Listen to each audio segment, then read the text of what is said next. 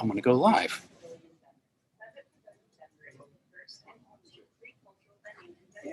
And about 20 seconds later, you're going to see indication that Zoom is broadcasting to YouTube Live. And there we are, right there. So here is my Zoom, and there's like usually about a 20-second delay. But here is the Zoom meeting broadcasting live on YouTube. I want to go back to Zoom. What I need to do is connect that YouTube event that's broadcasting live, connect that to the Open Media software. So all I need to do is go back to Zoom and go up here and click on this and click on copy streaming link. You'll see that the copy share link has been copied to the clipboard.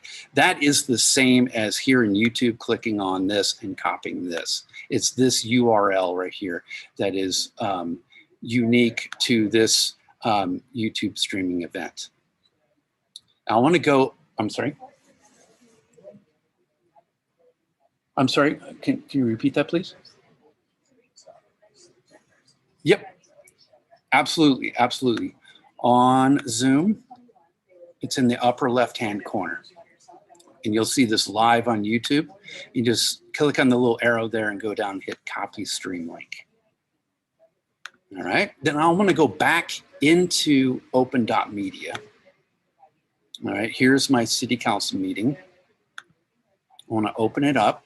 And I want to go into the edit tab.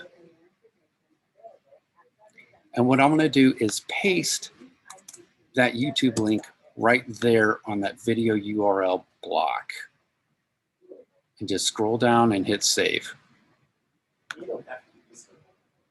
Yeah, I was just like, and there it is. It is going. So now if my YouTube event that is currently streaming is linked to my Open Media session. If I go back to the, well, let's go back in here. Let's go into indexing. And so this is where you can do your time stamping. And I'll show you what time stamping is all about here in a second. But I'm also going to want to throw this little switch right here.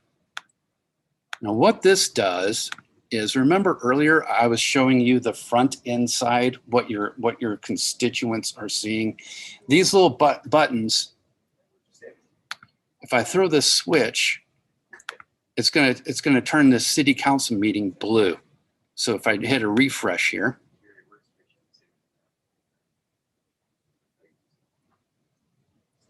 it turns it blue. And again, remember, this is living on your website, right? So if I click on this,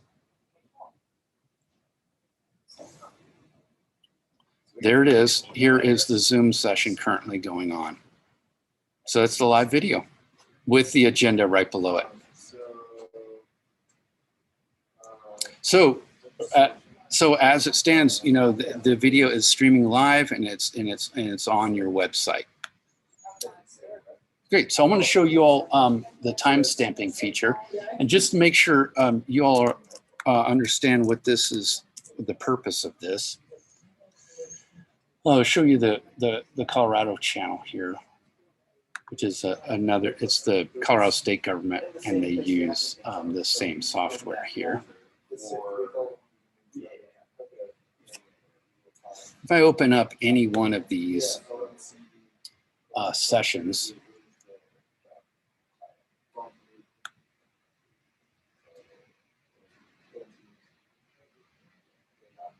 these are the timestamps here on the right that you can create. And what it does is it just allows your constituents to jump.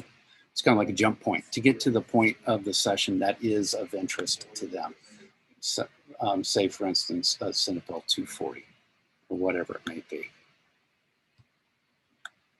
So to record those timestamps, and I usually do this live during the meeting, but you can do it after the fact. If your hands are full, you're taking minutes or whatever, you just don't have the capacity to do this, you can always do this after the fact, and I can show you how to do that too. But we're rolling, and I usually start the live streaming like 5 minutes or so before they actually call the meeting to session. And so when they actually do the gavel in, I will hit this, and that records that timestamp at that particular point. So again, your viewer later, when they watch the replay, they don't have to skip through the early parts of the meeting where no one's really speaking. They can click on that, go right to the gavel in, or the call to order, or whatever it may be.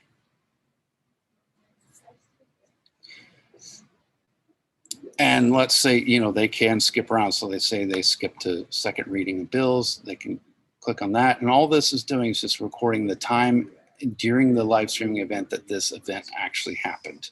If you make a mistake, no problem. If you click it too early, you can hit this little refresh, and it just takes the current time that is ticking on. You can also edit manually. So say you had it a little bit late. I can click on this and go down, hit edit item, and change that to say, 37 seconds.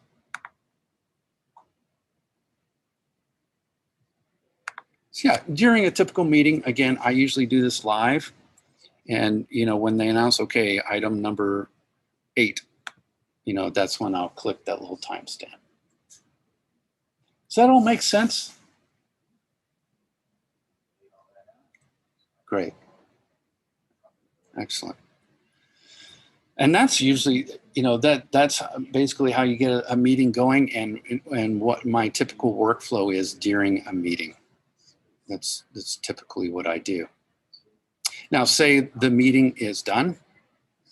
I might do a timestamp there for call for adjournment. And then I would go up and hit this stop button.